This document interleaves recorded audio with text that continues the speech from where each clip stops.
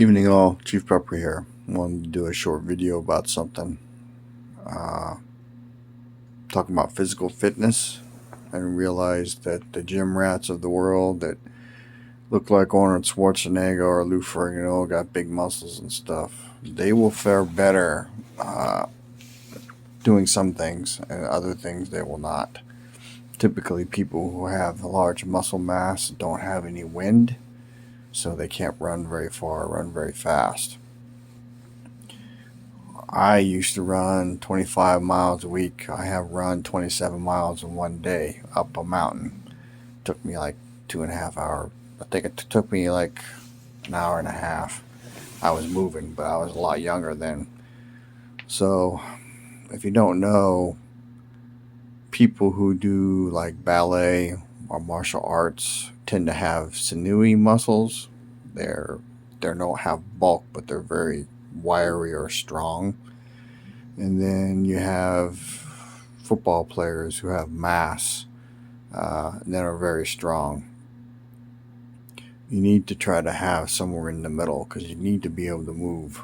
So it's like all the years that I was in the Army, I didn't do that much rucksacking, but because I wasn't infantry, but I have done it. And I can tell you that even when I was in good shape, rucksacking is hard on you. When I say rucksacking, I'm talking about carrying a pack in excess of 35 pounds, or at least 35 pounds.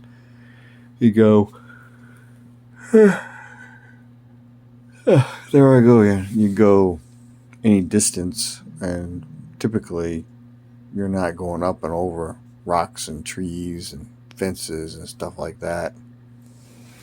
You start doing that, then you're talking about a completely different set of physical skills. So I would highly recommend, if you have a bug out bag, to carry it periodically. You need to understand how far you're going to be able to move with it. With me and my age and my lower back problems, I'm not going to be able to carry it very far. I don't care what kind of shape I'm in. I'm in better shape right now than I have been in a few years because I've started exercising again, but my lower back still hurts. And it moves around and grinds. So you need to understand your physical limitations. So you need to come up with ways to get around that. I have bug out vehicles. I have one that should run no matter what. I have another one that should run. And then if I'm not in the footprint of an EMP and I need to leave, then I have vehicles that I can load up and leave in.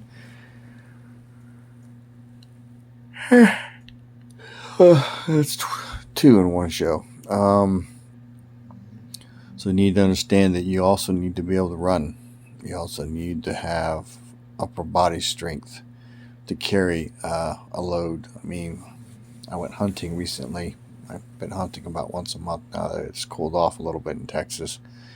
Hopefully we'll go again in January probably.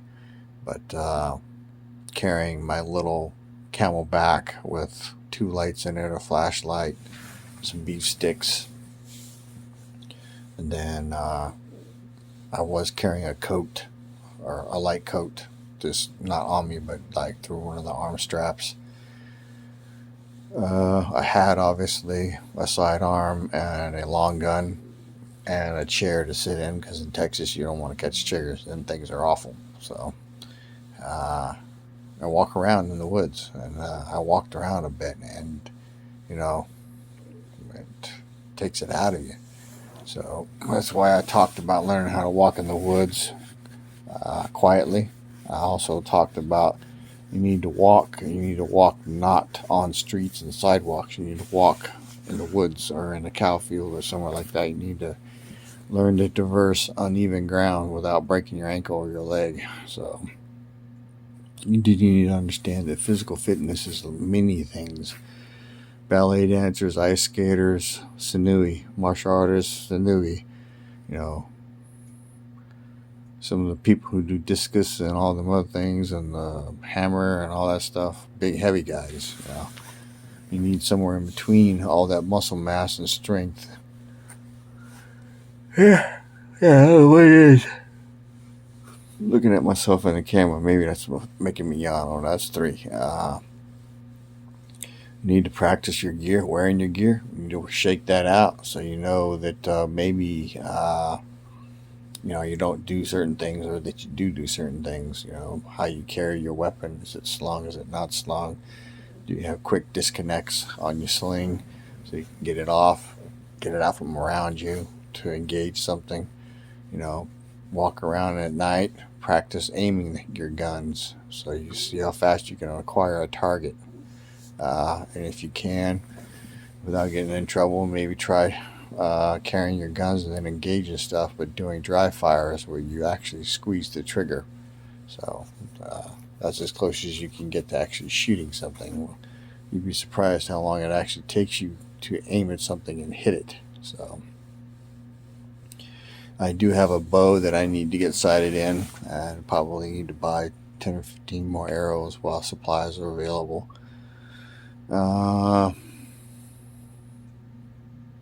Just wanted to talk about physical fitness. I mean, it's a thing, walking, if you can, jog, and then carry a pack,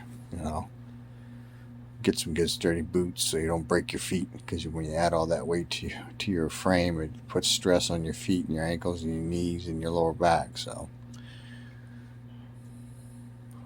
practice carrying a basic loadout, which is 210 rounds, 7 30-round mags basically, plus one in the gun, or one in the gun and 6, however you want. So if you have 30-round mags, you need to understand, if you're gonna run around with them loaded all the time, you need to load 27 or 28 rounds. Do not max them out. It's a thing called spring fatigue in them. So